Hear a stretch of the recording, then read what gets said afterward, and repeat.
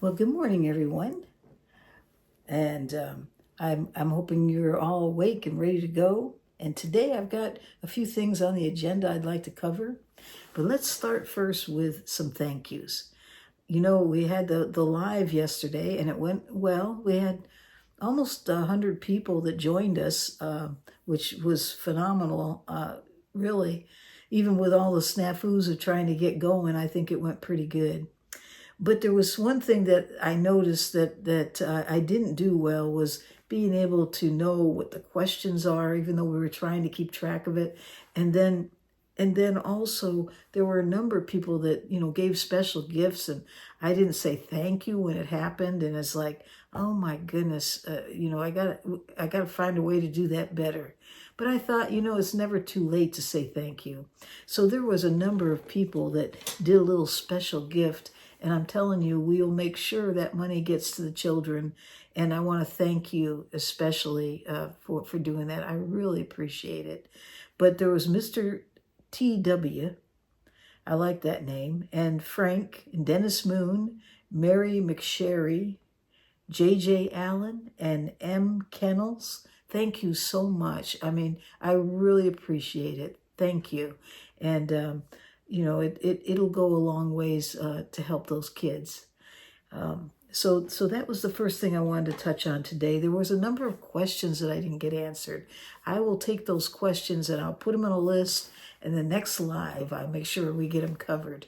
But thank you all for being there, for support, trying to get people to hit that thumbs up button. I mean, it was just wonderful to read all the comments and realize there's a family of people out there that love guitar and are just great people. Thank you so much. It came out in your comments what beautiful people you all are. So thank you so much. So that being said, I want to move to the next part of the agenda. And that is, I wanted to share with you a little something about some strings. I started talking about this on the live, but there really wasn't time. But I have here the same guitar, my Gibson, my little Gibson. And before we had the live, I changed the strings out. And I decided to try out these new strings by Martin. I think they've been out for about a year now. Maybe about the same time that the titaniums have been out. I don't know, maybe they came later. But these are called Kovar strings. They're made with, I think, nickel and iron. I might be wrong on that. I know they have iron in them. So they're just a different, they're different from the bronze, the phosphor bronze, and different ones that we've used. And also I noticed that the wind on the string is a lot tighter. It's kind of interesting because when I put them on, I was just blown away by the sustain and the mellowness. They're very mellow strings. Right now I'm playing just into a microphone. This is the natural sound of the guitar.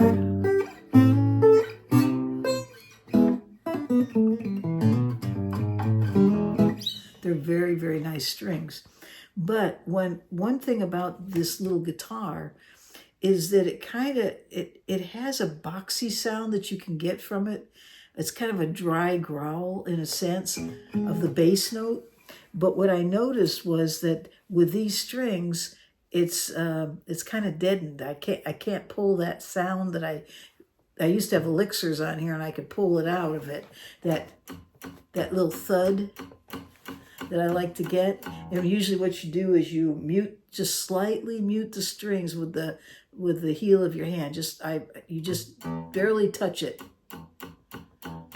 And you should be able to get it.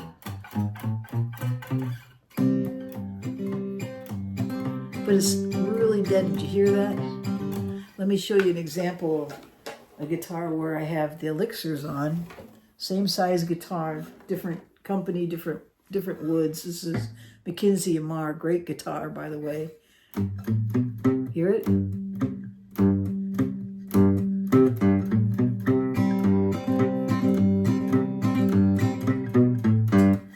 Where I cannot get them now that I put that sound. I can't get that sound at all out of this guitar. Here it's dead. And I've tried moving my hand. I mean, I've never had this problem before. So I don't think it's me or any change. It's just deadened. And I think the reason why is because when I look at the string, it's really tightly wound as opposed to the Elixir. And I just think the pick, I tried it with my thumb, I've tried it with different picks. And I put the Fred Kelly on, you know, tried that on here too. It gets a little better with that, with the Fred Kelly pick, but it's not the same. It's not the same as this guitar. And it's not the guitar. The guitar is great. I love that little Gibson. And I love this one. Hear it? It's the string. So that's kind of an interesting find on the Kovar strings, is that you cannot get that little dead thud. Does that mean there's something wrong with strings? Absolutely not. They're great strings. They have great sustain. Just that's not the guitar for it. I probably should have put it, that set of strings I think would go great on my carbon fiber emerald guitar. In fact, I have another set and I'm going to try it on there because it has such beautiful mellow sound. I have a feeling that guitar, which I do mostly rhythm with, it's going to ring out. It's going to be awesome on that guitar. Just doesn't fit that. Someone said to try, they heard me starting to talk about it and they brought up the point that I should try the Martin retros on there, and that I'd get that Americana sound that he knew what I was looking for. So he may have run into it and knows about it. If you're listening, make a comment. That was a really good tip. So I'm going to try that as well on here. But I also like the Elixirs. I always go back to Elixirs. The other one I like is String Joy. They're kind of new, but they're made in the United States in Nashville, and I've gotten a great sound out of those strings as well. Okay, so enough on strings. I just thought that was kind of interesting. Okay, so today we're going to talk about the pentatonic scale. Now, I know that's a bad word, but if you just bear with me and don't turn off the computer, unless you have to go do something and it's really necessary, just listen to me, listen to it out, because if you want to learn how to play this, you know, that type of a tune where you're playing a little blues. The reason why I'm able to do that is because I know the pentatonic scale, and it happens to work for that particular key.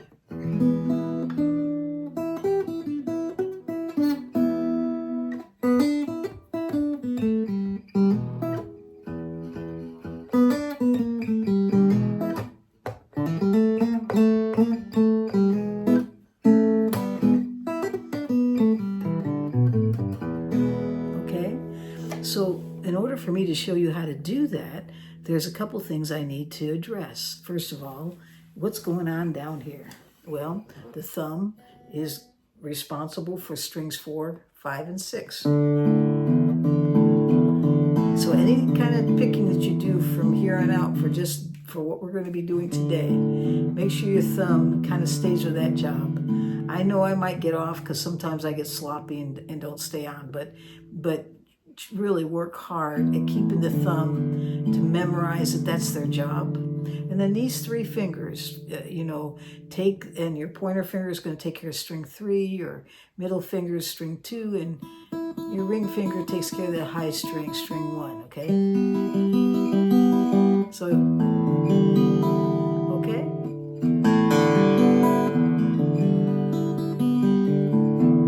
Okay. So, now that we know that, let's look at the pentatonic scale pattern. Okay, so when you look at it, what do you see? And I've got the chart up there. What do you see that's the same?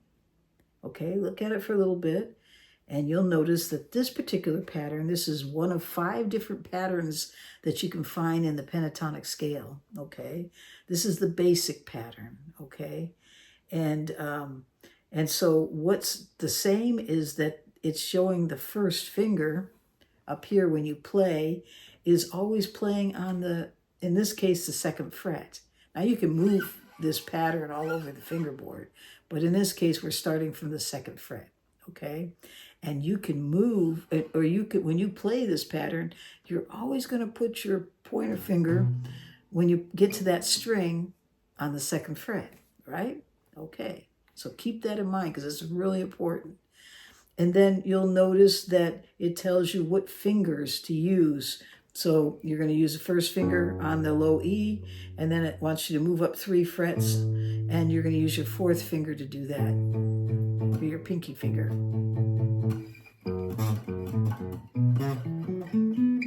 So it's 1st finger, 4th finger, 1st finger, 3rd finger, 1st finger, 3rd finger, 1st finger, 3rd finger, 4th finger, 1st finger, 4th finger. And you notice I'm using my thumb.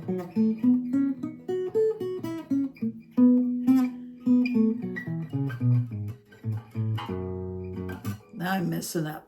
Okay, so you know, you're gonna mess up, but when you play, just take your time until you get it down.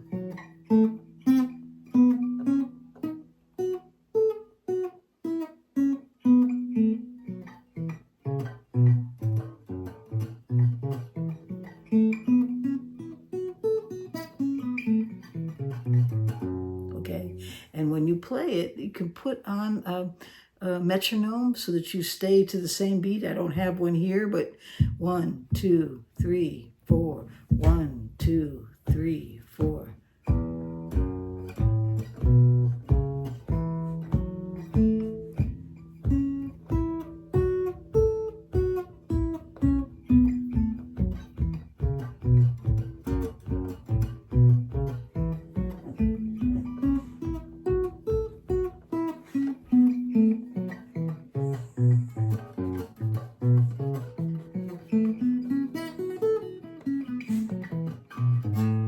Okay, so practice that. Practice it over and over and over again until you get it down.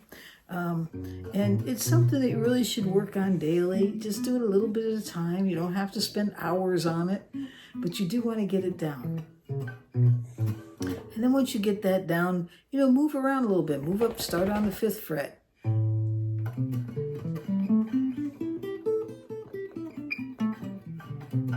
Try to do it without looking.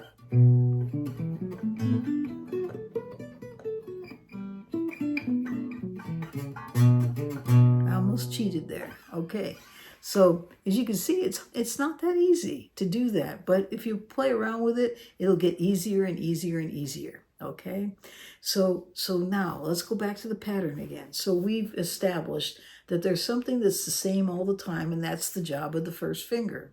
It always stays on that 2nd fret. So if that's true, in a sense, it's acting like a bar, really, right? Like if you were barring it, because it's covering all the strings, except you're doing it 1 string at a time. So it's acting kind of like the nut, okay? What's the nut? This is the nut here, okay? So what if we move the pattern? You know, we've moved it around, but let's move it back so that that pattern up there showing where your 1st finger is, that becomes the nut, and the nut just does the job of the 1st finger, okay? Now, I'm not talking about this nut, I'm talking about this nut here, okay? Well, so this nut is going to do the job that this finger was doing on the 2nd fret, because we've moved back 2 frets. So we no longer have to play that note, it's being played for us by the nut, right? But you'll play in this case, because this is acting like a fret, you'll go to the 3rd fret, and then open string, 2nd fret, open string, 2nd fret, open string, and I'm using my 3rd finger here instead of the 4th. Okay.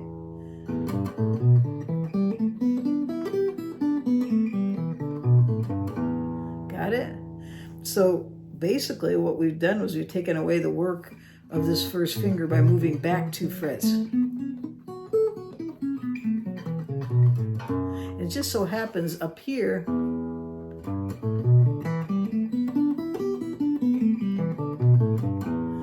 that scale, which is the pentatonic scale, it's just, you're not as working as hard because you're letting the fret do some of the work. I mean, the nut to do some of the work.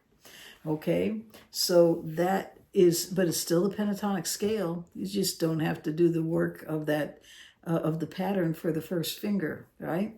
So that being said, what that goes with, it just happens to go along with this E chord, okay?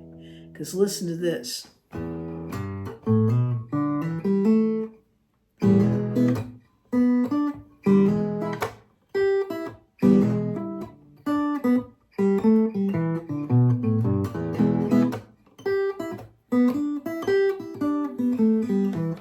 What I'm doing is I'm just using all the notes that you're in the pattern when you look at it. I'm always using the open string because that's the nut, and I'm always using those other notes that go along with the pattern.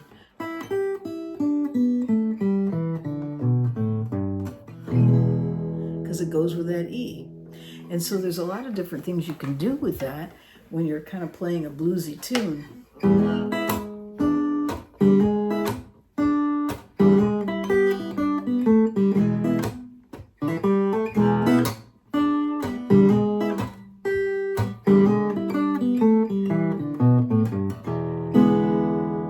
And you'll also notice, because you've got this open string now, the nut doing that work for that first note, you can do hammer-ons, right? So,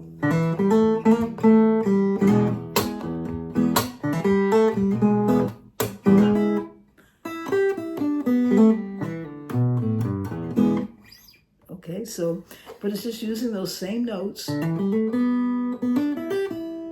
then your finger style down here is these fingers taking care of those three strings. And I'm just playing one time.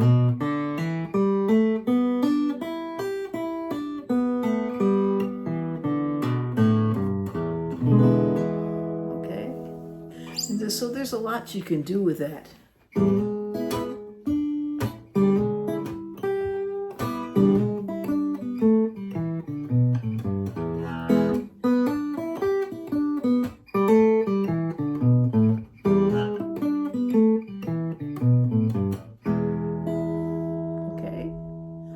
So play around with that. Get that pattern down. Then move back and let the nut do some of the work for that pattern, and play it along with the E chord or with the E seventh chord. Do a little hammer on that. You could hammer on the whole E chord.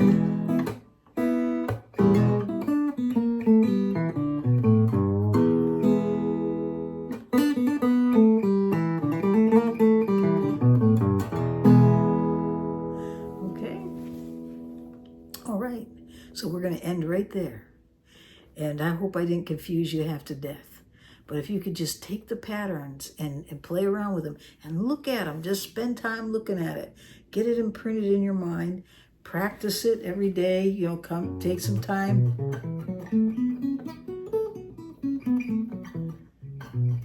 And it'll get easier, and you'll make mistake after mistake. And I'm still doing it, making mistake after mistake. But I still work at it. And I find that it really helps, because it's the same pattern. Right. So I hope that helps you. And I guess that's it. That's it for today. But I hope you all have a great day. And one more time, I want to say thank you for all of your support.